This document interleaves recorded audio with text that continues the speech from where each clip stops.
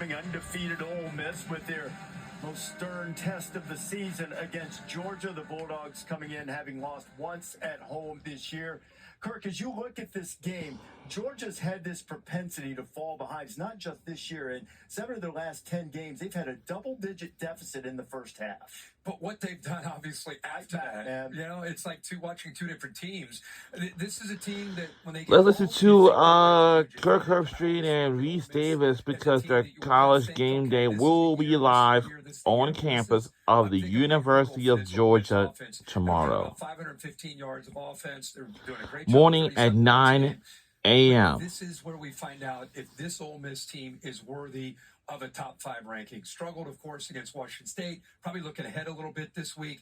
But can that offense get on track and live up to what the expectations are against Georgia's defense, especially between the hedges? And, that's the thing. You look at Trinidad Chambliss, who's starting at quarterback now for Ole Miss, but they started the season with Austin Simmons.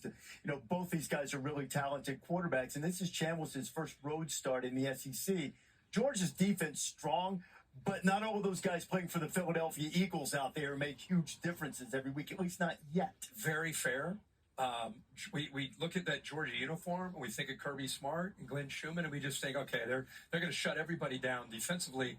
It's really not been the case. There are some opportunities, and I really think Kewan Lacey, the running back from Ole Miss, there'd be so much focus on Trinidad Chambliss in the passing game and what Lane Kiffin's known for.